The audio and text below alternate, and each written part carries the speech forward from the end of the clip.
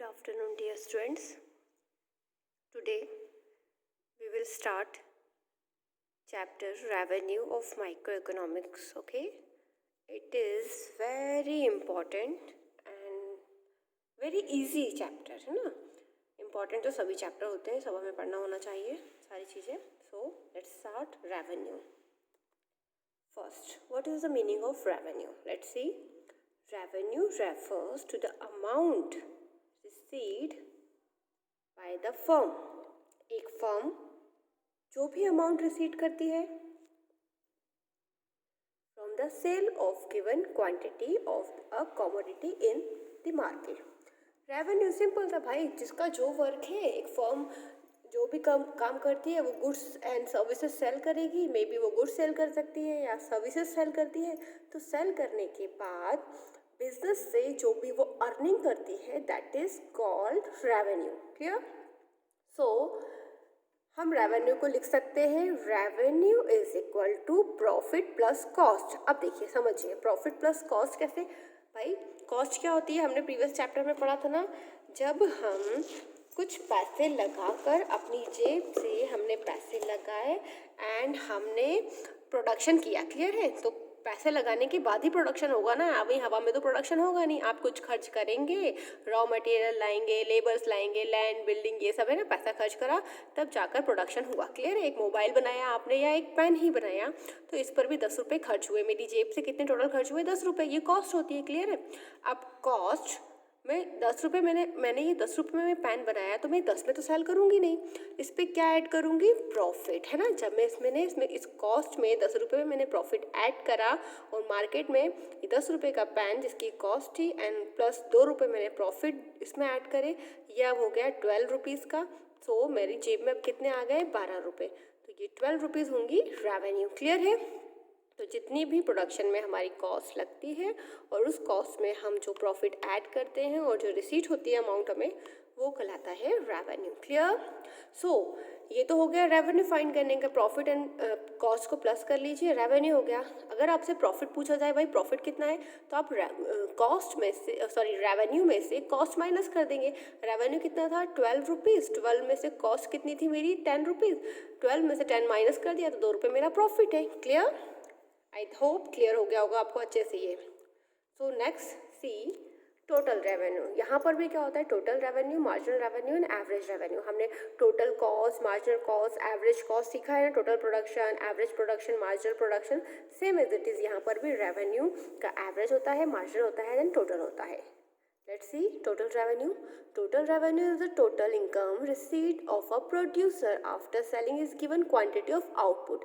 That is the addition of the revenue earned by selling every unit of output. जितनी total unit sell करी, हर बार हम जितना जितना cell करते जा रहे हैं उनको ऐड करते जाएंगे, वो हमारा टोटल रेवेन्यू होगा.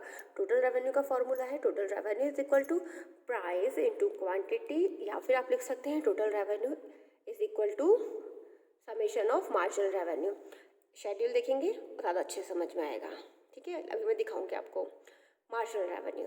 Marginal revenue it is the additional revenue which can be derived by selling one more unit of output. हर बार जो हम additional सेल कर रहे हैं ना, वो हो जाती है marginal revenue. It refers to the change in total revenue with respect to per unit of total output sold.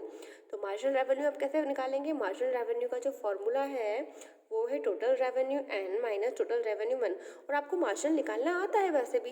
हमने पहले एक यूनिट बेची 12 रुपये में, फिर दूसरी बेची 12 रुपये में, तो अभी मेरी टोटल कितनी हो गई? 24, है ना. 24 मेरा रेवेन्यू हो गया, टोटल रेवेन्यू. लेकिन मैं मार्जिनल पूछूँ तो मार्जिनल मेरा 12 रुपीज़ हुआ, है ना. क्लियर है? So see average revenue. It refers to revenue per unit of output sold. It is computed by dividing total revenue by number of total output sold. है ना. हम एवरेज कैसे निकालते हैं? टोटल आउटपुट जितनी हमारी revenue divide by quantity. So average revenue is equal to price. Average revenue price के बराबर ही होगा. अब इसको फॉर्मूला के थ्रू आप एवरेज रेवेन्यू कैसे फाइंड करेंगे? Total revenue divided by quantity. जैसे मुझे 24 रुपीज़ मिले 2 पेन सेल करने में, तो 24 डिवाइड बाय 2 करूँगी तो मेरा एवरेज रेवेन्यू कितना हो गया? 12. क्लियर है? So let's see. यहाँ देखिए, यहाँ आपको सब समझ में आ जाएगा. ये जो मैंने फॉर्मूले प्रीवियस फॉर्मूले बताया है, ये एवरेज रेवेन्यू का, हम यहाँ पर ये फॉर्मूला यूज़ करेंगे एवरेज रेवेन्यू निकालने के लिए, देन मार्जिनल रेवेन्यू निकालने के लिए ये फॉर्मूला, इन टोटल रेवेन्यू निकालने के लिए ये फॉर्मूला। क्लियर है? तो अब आप यहाँ पर इस शेड्यूल से समझ पाएंगे। और साथ ही साथ एक कंडीशन भी यहाँ पर बताई गई है कि नेचर क्या होता है एवरेज रेवेन्यू का, मार्जिनल रेवेन्यू का, इन टोटल रेवेन्यू का, व्हेन प्राइस इज कांस्टेंट। जो परफेक्ट मार्केट होता है वहाँ पर क्या होते हैं, प्राइस कांस्टेंट रहते हैं मार्केट में, पूरे मार्केट में सभी शॉप पर आपको एक ही प्राइस मिलेगा, ठीक है ना, कम ज़्यादा नहीं होता है, एक ही प्राइस, किसी भी एक चीज़ का एक ही प्राइस मिलेगा, तो वो होता है परफेक्ट मार्केट। क्लियर है? तो शेड्यूल देखते हैं और प्रीवियस जो मैंने अभी आपको फॉर्मूले बताए हैं वही हम यहाँ पर यूज़ करेंगे। देखिए 1 unit, 2 unit, 3 unit, 4 unit, 5 unit, 6 unit, और प्राइस क्या है, कांस्टेंट है, 10 रुपीज़ है ना, 1 यूनिट लेंगे तभी 10 रुपये, 2 यूनिट लेंगे तो वो भी दूसरी यूनिट भी 10 रुपीज़ की, मतलब यहाँ प्राइस कांस्टेंट है। क्लियर है? अब टोटल रेवेन्यू, जब हमने पहली यूनिट सेल करी 10 रुपये में तो हमारा टोटल रेवेन्यू कितना हुआ, 10 हुआ। दूसरी, अब 2 यूनिट सेल करी हमने 10 रुपये में तो हमारे पास 20 रुपये आ गए। हमने 3 यूनिट करी, 3 इंटू 10 30 रुपीज़, 4 यूनिट करी 40 रुपीज़, 4 यूनिट करी 10 रुपये में तो 40 रुपये है ना, 5 करी देन 50, 6 यूनिट्स करी 10 रुपीज़ में तो 60। क्लियर है? यहाँ पर प्राइस कांस्टेंट है। अब टोटल रेवेन्यू आपने देख लिया, ठीक है ना, हर बार हमारे 10 रुपये बढ़ते जा रहे हैं। एवरेज रेवेन्यू कैसा आया, 10 डिवाइड बाय 1, एवरेज रेवेन्यू 10, ठीक है ना। सेकंड में हमने क्या करा, 20 डिवाइड बाय 2, एवरेज रेवेन्यू 10, 30 मतलब total revenue divide by quantity, average revenue 10, 40 divide by quantity 4, average revenue 10। इस तरीके से एवरेज रेवेन्यू आ गया। देन मार्जिनल रेवेन्यू कैसा आएगा, हमने कहा ना एडिशन, हम 10 से हम 20 पाए, कितना एडिशन, 10 पे, 20 से 30 पर आए 10 एडिशनल, 30 से 40 पे 10 एडिशनल, 40 से 50 पे 10 एडिशनल, 50 से 60 पे 10 एडिशनल। क्लियर है?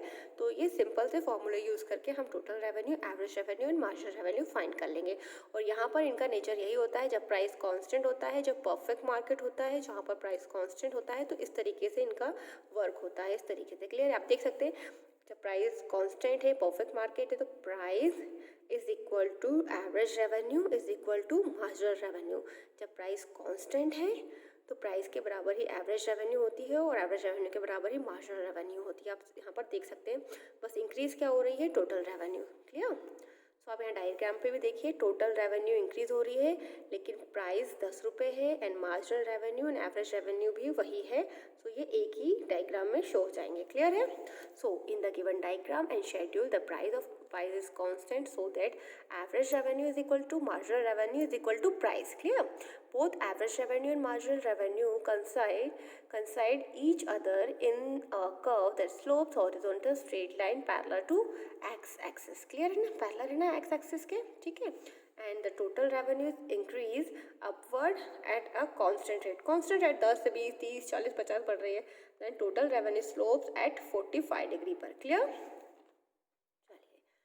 When price is falling, अब दूसरी सिचुएशन आ जाती है जब प्राइस फॉल हो रहा है। वहाँ पर क्या था, परफेक्ट मार्केट था, प्राइस कांस्टेंट था। अगर जब प्राइस कम होता जाता है, कैसे, let's see, in a imperfect market, जब इम्परफेक्ट मार्केट होता है ना वहाँ पर प्राइस गिरता है, हर कोई अपनी सेल बढ़ाने के लिए प्राइस कम कर देता है और यहाँ पर कोई रिस्ट्रिक्शंस भी नहीं होते।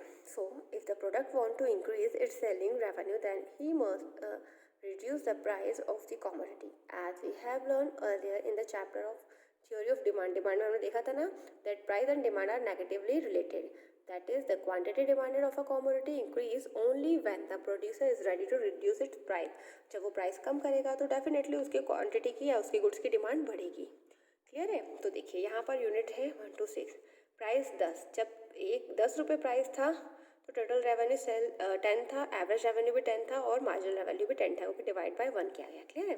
लेकिन अब क्या हुआ, उसने प्राइस कम कर दिया है ना, 9 रुपये कम कर दिए, 2 यूनिट सेल हुई है तो 18 रुपीज़ पे हुई है। क्लियर है? अभी एवरेज रेवेन्यू 9 आ रहा है क्योंकि 18 डिवाइड बाई 2 तो 9 है ना।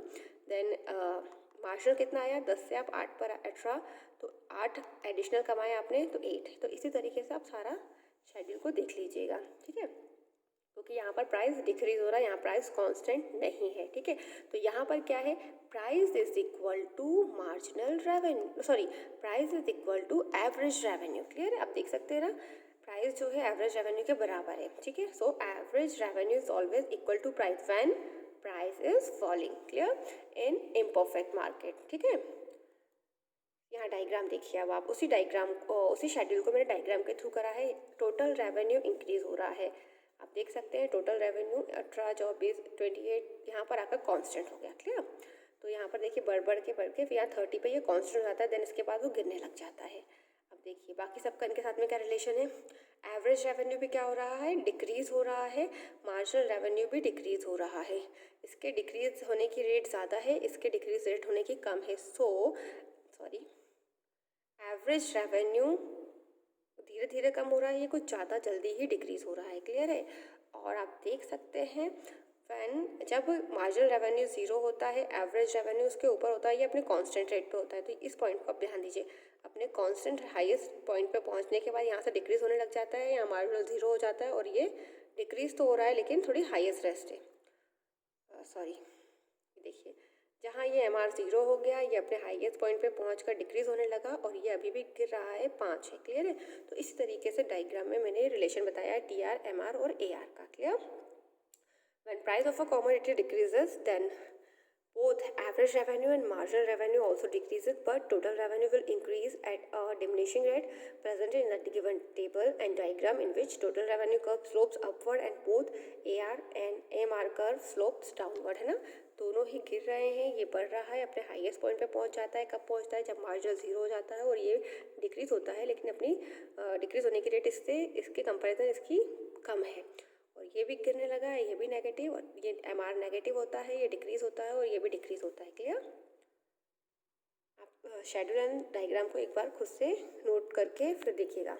अभी relation between TR and MR जो शेड्यूल और डायग्राम में मैंने बताया है, यहीं पर उसको एक्सप्लेन किया गया है। Total revenue is equal to summation of MR, है ना, and marginal revenue is equal to TR and minus TR1। हम वो करते हैं ना, करंट और प्रीवियस माइनस करते आते हैं, वही। ठीक है? When total revenue increases marginal decreases. अभी हमने देखा when total revenue is maximum, जब अपने हाईएस्ट 30 पर पहुंच जाता है तो ये मार्जिनल रेवेन्यू ज़ीरो हो जाता है। And when total revenue decline, total revenue highest पे पहुंच कर गिरने लग जाता है, मार्जिनल बिकम्स नेगेटिव। ये ज़ीरो से फिर नेगेटिव हो जाता है ना, आपने देखा ना, ये ज़ीरो पर पहुँचने के बाद नीचे गिर रहा है नेगेटिव। क्लियर? इसी रिलेशन को बताया है। नेक्स्ट है average revenue and marginal revenue के बीच में relation. Average revenue is equal to, ये फॉर्मूले हैं। Clear? When average revenue is constant, marginal revenue is also constant. आपने देखा था यहाँ पर, है ना, when average revenue constant, marginal revenue is also constant. Clear? And when average revenue decreases, marginal revenue also decreases. आपने देखा जब एवरेज गिर रहा है, मार्जिनल भी गिर रहा है, लेकिन दोनों की रेट जो है गिरने की अलग है, दोनों ही डिक्रीज हो रहे हैं। ठीक है? अभी देखिए नेक्स्ट बोल रहा जा रहा है, rate of decreases in AR is less, rate of decreases in MR is more. MR ज़्यादा तेजी से गिरता है, इसलिए AR के वो नीचे होता है, AR उसके ऊपर होता है। क्लियर है ना?